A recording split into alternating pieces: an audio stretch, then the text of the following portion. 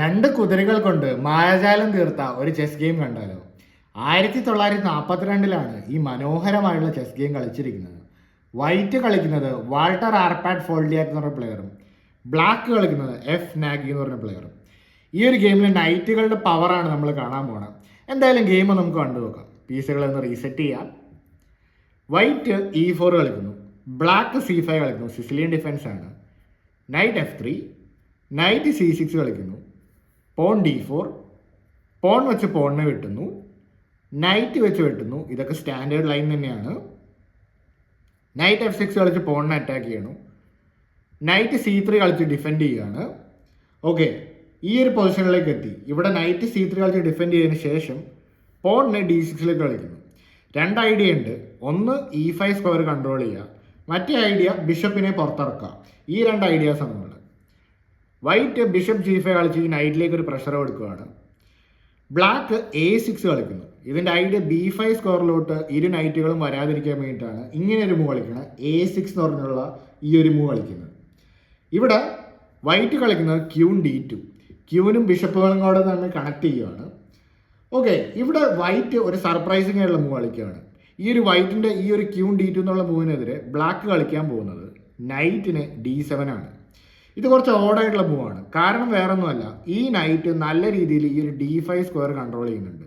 അപ്പോൾ ആ square control ചെയ്യുന്നതിന് പകരം നൈറ്റിനെ ഇവിടേക്ക് കളിച്ചു. ഒരു പക്ഷെ പിന്നീട് ഈ നൈറ്റിനെ ഇവിടെ വെച്ചിട്ട് വേണമെങ്കിൽ C5 വരാനായിരിക്കാം. പക്ഷേ ഇത് അത്ര നല്ല പ്ലാൻ ആണോ? നമുക്കൊന്ന് നോക്കാം. നൈറ്റ് ഇവിടെ നിന്ന് മാറിയതോടെ ഈ ഒരു D5 സ്ക്വയറിൻ്റെ കൺട്രോൾ പോയി. അപ്പോൾ ഭാവിയിൽ ഈ നൈറ്റിന് ഇവിടെ വരാവുന്നതാണ്. ഓക്കെ, എന്നിരുന്നാലും നൈറ്റ് D7 കളിക്കുന്നു, ബിഷപ്പിനെ E2 കളിക്കുന്നു. അപ്പോൾ വൈറ്റ് ഇവിടെ ബ്ലാക്കിനെ കൺഫ്യൂസ് ചെയ്യാൻ നോക്കുവാണ്. കാരണം വേണമെങ്കിൽ ക്യൂൻ സൈഡ് ക്യാൻസൽ ചെയ്യാം, വേണമെങ്കിൽ കിങ് സൈഡ് ക്യാൻസൽ ചെയ്യാം. രണ്ട് ഓപ്ഷൻസ് ഇവിടെ വൈറ്റ് ഇവിടെ മുന്നോട്ട് വയ്ക്കുകയാണ്. അപ്പോൾ നിങ്ങൾ ഇങ്ങനെ തന്നെ കളിക്കണം. രണ്ട് നൈറ്റുകളും പുറത്തിറങ്ങി, രണ്ട് ബിഷപ്പുകളും ക്യൂനും ബിഷപ്പും കൂടെ കോർഡിനേറ്റഡ് ആയി വളരെ നല്ല ബ്യൂട്ടിഫുൾ പൊസിഷനാണ് ഇവിടെ വൈറ്റിനുള്ളത്. ഓക്കെ, അപ്പോൾ ബിഷപ്പ് E2 എന്നുള്ള മൂവിനെതിരെ ബ്ലാക്ക് കളിക്കുന്നത് G6. ഇതിൻ്റെ ഐഡിയ ബിഷപ്പിനെ G7 കളിച്ച് ഫിയൻസെറ്റ് ചെയ്ത് ക്യാൻസൽ ചെയ്യാനൊക്കെയാണ് ഇവിടെ ബ്ലാക്കിൻ്റെ ഉദ്ദേശം. പക്ഷേ ഈ ഒരു മൂവിനെതിരെ നമ്മൾ നേരത്തെ കണ്ട പോലെ ഈ നൈറ്റ് ഇവിടെ നിന്ന് മാറിയതോടെ ഈ നൈറ്റിനെ ഇവിടെ ഡോമിനേറ്റ് ചെയ്യാൻ പറ്റി. അപ്പോൾ വൈറ്റിന് ഒട്ടും ധൃതിയില്ല, ക്യാൻസൽ ചെയ്യാനൊന്നും ധൃതിയില്ല. ഈ ഒരു നൈറ്റുകളും വെച്ച് തൻ്റെ പവർ കാണിച്ചു തരികയാണ്. ഈ ഒരു മൂവോടെ എത്രത്തോളം ഡോമിനേഷൻ ഇവിടെ വൈറ്റിനുണ്ടെന്ന് നോക്കുക. ഒരു നൈറ്റ് D4 മറ്റേ നൈറ്റ് D5 ഓക്കെ, ഇതിൻ്റെ ഒരു പവർ എങ്ങനെയാണ് നിങ്ങൾ കാണാൻ പോകുന്നത്. ഇപ്പോൾ രണ്ട് നൈറ്റും ബിഷപ്പും കൂടെ ഒരു ബ്യൂട്ടിഫുൾ ചെക്ക് മേറ്റിംഗ് അറ്റാക്ക് ആയതുകൊണ്ട് ഏതെങ്കിലും ഒരു പീസിനെ ഓടിച്ചു വിടാൻ വേണ്ടി F6 കളിക്കുകയാണ്. F6 കളിച്ച് ഈ ബിഷപ്പിനെ ഓടിച്ചു വിടാൻ നോക്കുകയാണ്. നിങ്ങളാണെങ്കിൽ എന്ത് മൂവാണ് കളിക്കുന്നത്? ബിഷപ്പിനെ ഇവിടേക്ക് കളിക്കുമോ, അതുമല്ലെങ്കിൽ ഇവിടേക്ക് കളിക്കുമോ, അതുമല്ലെങ്കിൽ ഇവിടേക്ക് കളിക്കുമോ? കാരണം ക്യൂവിൻ്റെ പ്രൊട്ടക്ഷൻ ഉണ്ടല്ലോ.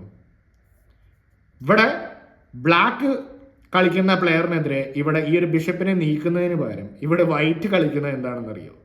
വൈറ്റ് കളിക്കാൻ പോകുന്നത് ഈ ബിഷപ്പിനെ നീക്കുന്നതിന് പകരം നൈറ്റിനെ E6 കളിച്ചിട്ട് ഈ ഒരു ക്യൂനിലേക്ക് നേരിട്ട് അറ്റാക്ക് ചെയ്യണം. എൻ്റെ ബിഷപ്പിനെ എടുത്തോളൂ, എനിക്ക് ക്യൂനിനെ എടുക്കാനുള്ള വഴിയുണ്ട് ഇവിടെ.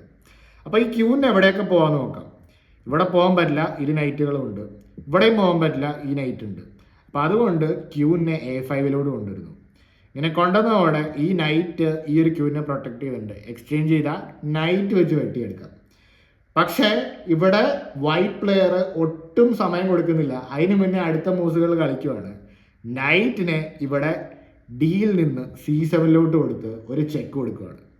ഓക്കെ, അപ്പോൾ ഈ നൈറ്റുകൾ തേരോട്ടം തുടങ്ങി കഴിഞ്ഞു. ഇനി കിങ്ങിന് ഇവിടേക്ക് വരാൻ പറ്റില്ല. കാരണം എന്താണ്? ഈ നൈറ്റ് വെച്ച് ചെക്ക് ഉണ്ട്. അതുകൊണ്ട് മോറോലെസ് ഫോഴ്സ്ഡ് ആണ് ഈ ഒരു മൂവ്. അല്ലെങ്കിൽ ക്യൂം കൊടുക്കേണ്ടി വരും, പ്രത്യേകിച്ച് കാര്യമൊന്നുമില്ല.